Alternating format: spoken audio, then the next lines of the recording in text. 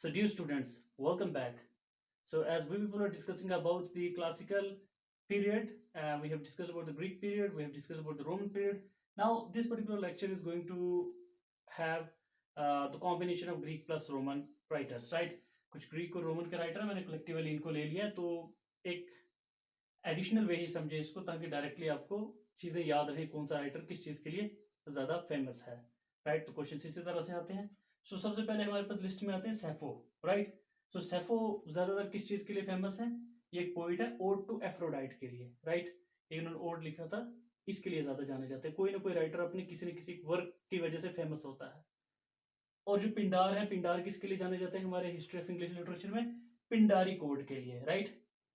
हमारे क्लासिकल लोग हैं, हमारे इंग्लिश राइटर नहीं है, ये हमारे क्लासिकल राइटर्स हैं, जिनको लेटर स्टेजेस में हमारे जो राइटर्स हैं उन्होंने इमिटेट किया और उन्हीं के पैटर्न पर उन्होंने चीज़ें अपनी इंग्लिश लिटरेचर में भी लिखी. उसके बाद पिंडार क्या है? पिंडारी कोड के लिए, जिसमें उनका स्ट्रॉफी, एंटीस्ट्रॉफी और इपोड वाले सिस्टम जो है, किस तरह से डिवीजन देनी है, कैसे उन चीज़ों को लिखना है, हमारे इंग्लिश राइटर ने बाद में उन्हीं क्लासिकल्स को कॉपी किया था, right? So Pindaric ode we owe to the Pindar. Then Homer. Homer तो इससे पहले हम देख चुके हैं, इलियड और ओडेसी के लिए बहुत ज़्यादा जाने जाते हैं, इसको हम देख चुके हैं.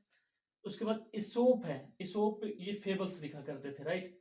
फेबल्स होगी जिसमें मॉरल स्टोरीज एनिमल्स के जरिए बताई जाती हैं, राइट? कभी आपका रैबिट बोल रहा है, कभी आपका पैरट बोल रहा है, राइट? सो वो इंसानों के जिंदगी के हालात पर बोल रहे होते हैं, और I mean they talk like humans, okay, to inculcate moral sense among the readers, among the audience. तो एसोप जो थे फेबल्स लिखा करते थे.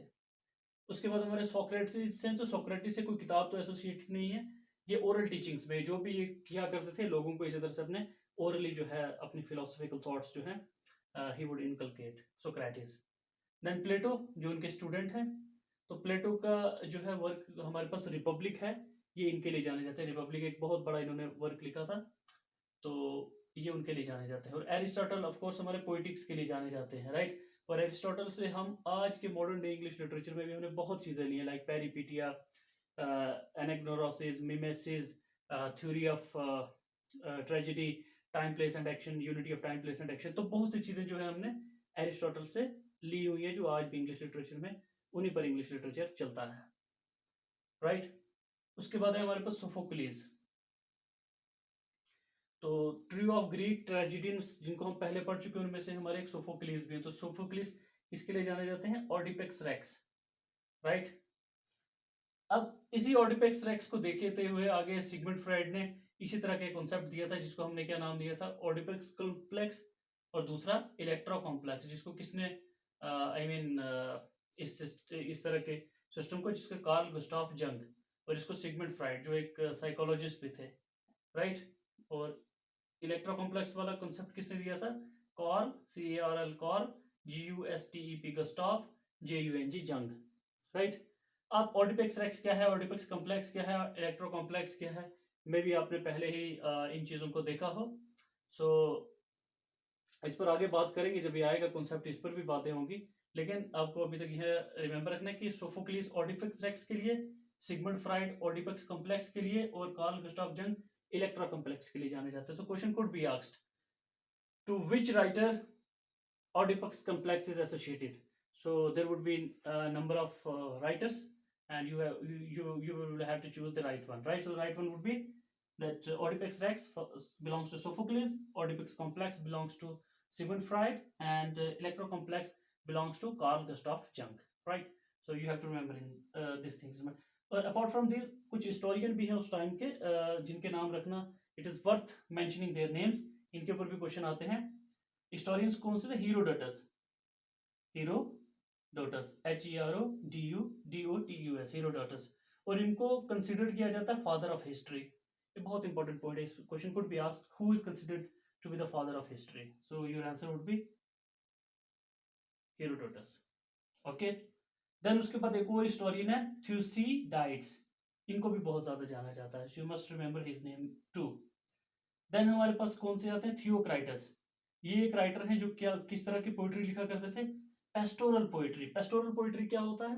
पेस्टोरल पोइट्री होता है कि जिसमें नेचर की इमेज हो, रूरल इमेज हो, राइट, गाय भैंसे भेड़ बकरियां, खुले मैदान, उस तरह की अपनी पोइट्री में वो इमेज ड्रॉ कर रहा हूँ, यानी गांव देहात और रूरल एरिया और नेचर की बात कर रहा हूँ अपनी शेर व शायरी में, अपने वर्क में, उसी को हम पेस्टोरल नाम देते हैं, राइट। सो थियोक्राइटिस जो है हमारे पेस्टोरल पोइट्री के लिए जाने जाते हैं। और आज अगर मॉडर्न डे में हम देखें, हमारा जो इंग्लिश लिटरेचर है उसमें हमारे विलियम वर्ड्सवर्थ जो है वो इसी तरह के पेस्टोरल नेचुरल इमेजी के लिए वो भी जाने जाते हैं।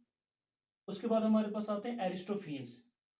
एरिस्टोफेन्स जो है ये ओल्ड कॉमेडी के लिए जाने जाते हैं। ओल्ड कॉमेडी वर्क नहीं है, मतलब ओल्ड कॉमेडी मीन्स के पुराना जो टाइप का जो पैटर्न देना है ना कि कॉमेडी लिखी कैसे जाती है, because comedy, writing comedy is an art, कि आप किसी को कैसे हंसा सकते हो, राइट। सो इनसे जो आज की लिटरेचर, जो हमारे इंग्लिश की लिटरेचर है, लिटरेरी फिगर्स हैं, उन्होंने इनसे भी पैटर्न सीखा था कॉमेडी का, इनके वर्क को देखकर, राइट। इसीलिए इनको एरिस्टोफेन्स को ओल्ड कॉमेडी के लिए जाना जाता है, कि पुराने कॉमेडी के जो पैटर्न थे वो इन्हीं से इंस्पायर्ड थे। उसके बाद हमारे पास आते हैं मिनांडर। मिनांडर जो है ये न्यू कॉमेडी के लिए, न्यू स्टाइल ऑफ कॉमेडी के लिए जाने जाते हैं, कि उसके बाद और नए नए स्टाइल भी कॉमेडी के बीच में आए, हम देख रहे हैं। जिस तरह से मालाप्रोपिज्म भी एक टर्म है, वो भी नई नई चीजें आती रहती है। तो मिनांडर से जो है, जो मिनांडर जो क्लासिकल पीरियड थे, इन्होंने थोड़ा और एक हटकर भी एक तरीका बताया था अपने क्लासिकल पीरियड में कॉमेडी कैसे लिखी जाती है, राइट, एक इनके वर्क को देखकर, right.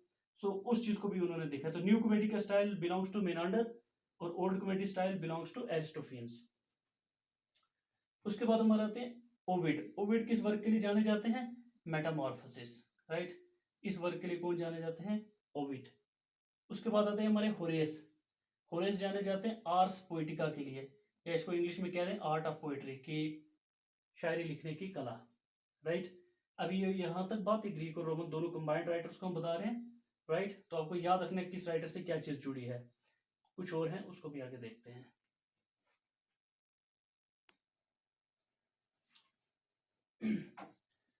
Now the next writers in the list are Quintilian, Quintilian। इनको किस वर्क के लिए जाना जाता है? Institutio Oratoria, INSTITUTIOORATORIA। Then Plutarch. Plutarch को जाना जाता है लाइव्स, LIVES, लाइव्स, ये एक वर्क का नाम है। और जिस तरह से हम सारे जानते हैं कि शेक्सपियर ने यूनिवर्सिटी विट्स जो हैं, like Thomas Kyd, Christopher Marlowe, John Lyly, इन सब से इन सब के वर्क को पढ़कर भी बहुत कुछ सीखा है। और ये दो और इम्पोर्टेंट सोर्स हैं जहां से शेक्सपियर ने बहुत कुछ सीखा है, जिनके वर्क को पढ़ के, जो क्लासिकल में से, वो तो उसी टाइम के थे ना, उनके कॉन्टेम्परेरी थे शेक्सपियर के, लेकिन ये क्लासिकल पीरियड में से, शेक्सपियर, विलियम शेक्सपियर ने किन किन से सीखा है? प्लूटार्क के लाइव्स को पढ़ के बहुत कुछ सीखा है, राइट, उनसे अपना वर्क इंप्रूव किया है। और दूसरे हैं रफेल के हॉलिनशेट्स क्रोनिकल। रफेल हॉलिनशेट्स, उन्होंने जो क्रॉनिकल लिखे थे उनको भी पढ़कर बहुत कुछ उन्होंने सीखा है। तो ये दो इंपॉर्टेंट सोर्स जो हैं इस शेक्सपियर की लर्निंग में उन्होंने बहुत मदद की है, दो वर्क ने, राइट। क्लासिकल राइटर के इन दो वर्क्स को उन्होंने बहुत पढ़ा है। So that is why Shakespeare became the real Shakespeare. Now, अब जो लाइव्स था है, लाइव्स के बारे में ये क्वेश्चन आ सकता है कि who translated the Plutarch lives, classical languages में था ना, तो थॉमस नॉर्थ नाम के एक आदमी हैं, he had translated this work into the English language, so it became accessible to the English audience as well as the English writer to know what is written in the classical work, right? So that's it. Then Virgil. अब Virgil का है work कौन सा? एनीड। और इन्होंने एक और किस चीज के लिए जाने जाते हैं? इकोलॉग्स, जो इन्होंने 10 इकोलॉग्स लिखे हैं ना, उनके लिए भी जाने जाते हैं। नाउ अब जो एनीड है ना, ये क्या है? एपिक एक्सटेंशन है इलियड की। इलियड की कहानी जहां पर खत्म हो जाती है ना, कि वो शहर डिस्ट्रॉय हो गया, सब कुछ हो गया, उसके बाद की जो आगे की बातें हैं ना, वो एनीड में डिस्कस होती है। एक अलग राइटर कर रहे हैं कि उसके आगे क्या होगा, राइट, स्टोरी को कंटिन्यू कर रहे हैं। तो वो है Virgil. Then John Milton learn division work from Aeneid. जो एनीड को जिस तरीके से उसके अंदर डिवीजन दी है ना वर्क को वर्जिल ने, उसी पैटर्न को आगे हमारे इंग्लिश राइटर्स जो हैं उसी क्लासिकल पैटर्न को उन्होंने भी फॉलो किया। और जॉन मिल्टन उनमें से एक है। और हम जानते हैं कि जॉन मिल्टन एक बहुत बड़े पोइट गुजरे हैं हिस्ट्री ऑफ इंग्लिश लिटरेचर में, राइट। सो इन्होंने एनीड के वर्क से डिवीजन कैसे करनी है उस पैटर्न को सीखा है, right. So the question could be asked about this. Okay, from which work of Virgil John Milton learned the division work? So that work is Aeneid, right? Thank you very much.